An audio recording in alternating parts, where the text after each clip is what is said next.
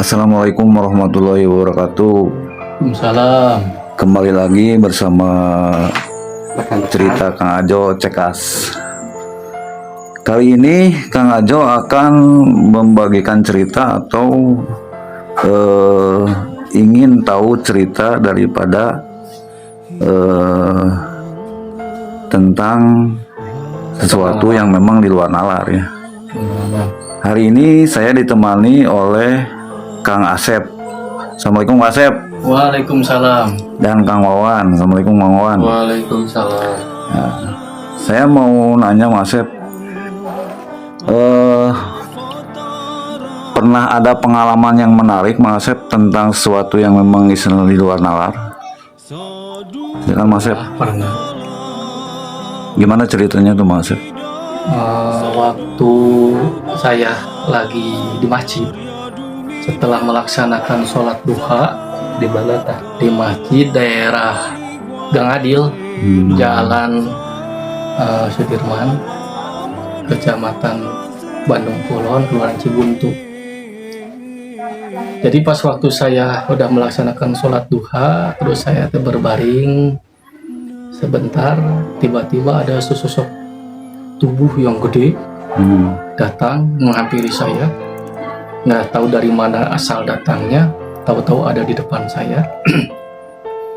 Dia bilang begini, bahasa Sunda, "Hayu milu ka aing."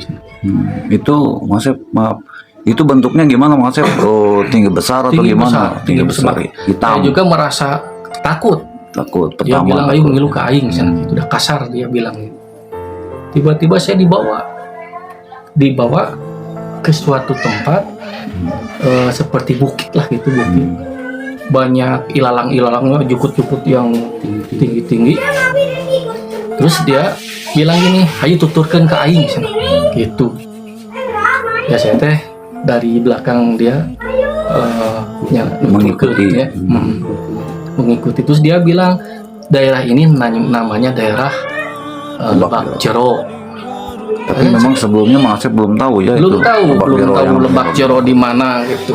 Lebak Jero kata dia gitu. Terus saya tuh mengikuti dia dari belakang sampai ke atas. Pas tiba-tiba udah di atas, saya melihat seperti batu. Kalau bentuknya kayak Monas lah. Monas ya, emas itu. Ya. Nah, itu sama batunya batu seperti kuning gitu kayak emas. Mas. Kata dia bilang gini, "Nah, ini ditinggal Nabi Daud waktu zaman dulu. Kamu harus maneh kudu ka dieu," cenah gitu. Bahasa Sunda dia kasar. Nah, udah gitu teh. Kata saya teh, "Oh ya, insya Allah saya mau ke sini." Langsung saya teh dibawa balik lagi ke masjid. Saya teh kan kaget, baru santai benar enggak gitu. Nah, udah gitu teh. Saya ingin meyakinkan. Besoknya saya ke teman saya, "Ya, kita meyakinkan bahwa saya kejadian gini. Nah, dengan teman saya ke sana datang mencari yang namanya Lebak Jero. Waktu itu saya berdua dengan teman saya satu motor. Terus si motor itu dititipin ke rumah makan. Nah, dari sana saya jalan kaki ke menyelusuri ya bukit itu. Pengen meyakinkan ternyata apa yang saya lihat waktu itu benar. Pas gitu, banyak ilalang gitu. Terus saya menyelusur sampai ke atas. Nah, di atas ada dataran apa?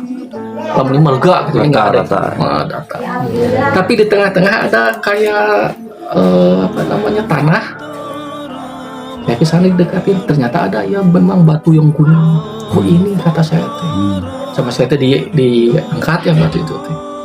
Kalau teman saya sekarang masih ada sebagai saksi namanya Diki, orang kebun kopi sama. Kalau nggak itu ya tanyain, pasti dia ingat gitu. Nah, setelah itu, "Ya yuk kita pulang," kata saya teh gitu ke teman saya teh.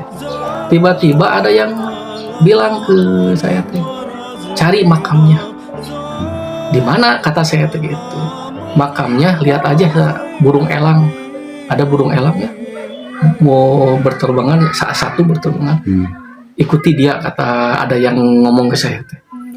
Ya saya teh langsung mengikuti itu burung elang. Terus diikuti.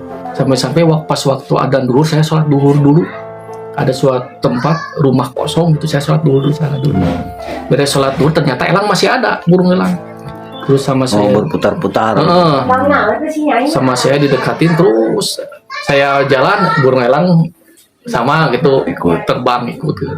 Tahu udah lama kelamaan dia di suatu tempat seperti pohon awi, tangkal awi, Bambu, pohon bambu. ya, pohon bambu, dia diam di sana. Ternyata pas di bawahnya ada makam panjang. Oh ini, kata saya teh makamnya. Mungkin nggak tahu ya, makam Nabi Daud, mungkin itu petilasan, nggak tahu apa. Nah, saya teh langsung tawasul di sana teh dengan teman saya teh. Nah setelah itu saya nanya ke orang sana. Ada ibu-ibu, Bu, kalau makam yang di atas itu siapa? Ya dia bilang kalau di sini mah namanya Eyang Jangkung, katanya gitu. Nah setelah itu saya insya Allah mau ke sini lagi ya, kata saya gitu. Ternyata ya alhamdulillah, antara kejadian saya yang waktu di masjid sampai dibuktikan ternyata iya betul ada batunya, terus makomnya ya itu ada. Kalau namanya ya Eyang Jangkung kalau di sana mah gitu. Oh, gitu. Mungkin yang jangkung kalau dalam isinya mah itu mungkin petilasan Nabi Daud mungkin gitu. Ya, itu juga kan mengandung makna lebak jero, kan lebak teh kalau bahasa Sundanya kan lebak Daerah rendah. paling dalam, Daerah rendah. udah di dalam terus jero gitu. Nah itu kan disimbolkan hati. Makanya kan itu batu kan disimbolnya batu yang kuning, batu emas ya. Jadi mengandung makna bahwa hati kita itu harus seperti emas yang berharga gitu. Jangan sampai suatu batu tapi tidak berharga. Ya intinya itu mungkin. Kan Nabi Daud kan bukan karo, mujizatnya kan besi bisa jadi cair. Sekeras besi apapun sama Nabi Daud bisa menjadikan lembek gitu.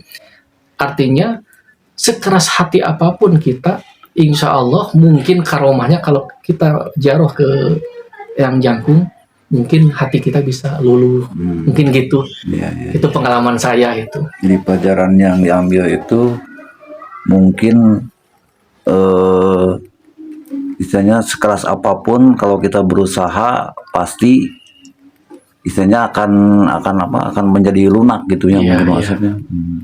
Ya kan itu Nabi Daud, sekeras besi apapun sama Nabi Daud dengan mujizatnya bisa lemah, bisa meleleh gitu.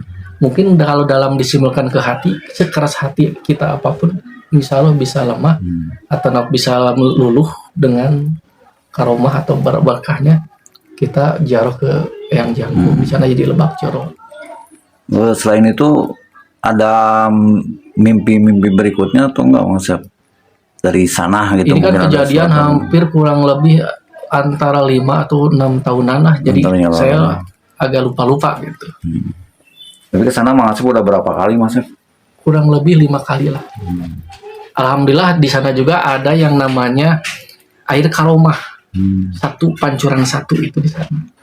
Jadi di tempat makom yang jangkung ke bawah ada air karomahnya. Itu Lebak Jero itu daerah mana Mas Syaf? Sebelum Garut dan sebelum Garut dan masih daerah itulah Nagreg. Oh, nanti. Nagreg. Itu pun saya kan nggak dicita-cita, dengan setiba-tiba aja ada sesosok itu. Yang itu tuh waktu zikir di masjid itu. Dia ngomong bahwa udah beribu-ribu tahun menjaga tempat itu, ditinggal Nabi Daud itu, batu itu. Jadi, Itulah pengalaman saya. oh iya. Di antaranya. Ada pengalaman yang lain mungkin Mas Syaf? Oh, banyak sih pengalaman, insya Allah. Nanti kita cerita lagi ya. Bersambung ya. Iya siap. Oke, terima kasih ya Mas Syaf ya atas pengalamannya. Semoga pengalaman ini bermanfaat bagi kita semua ya. Amin. Untuk istilahnya pelajaran lah, mengambil hikmah agar kita lebih baik. Oke. Nah, sampai di sini dulu perjumpaan kita yang hari ini ditemani oleh Kang Asep Kang Wawan ya, dan itu Kang Andi ya. Kita ini lagi apa? Bercerita lagi masalah cerita yang lain di lain kesempatan. Assalamualaikum warahmatullahi wabarakatuh. Waalaikumsalam.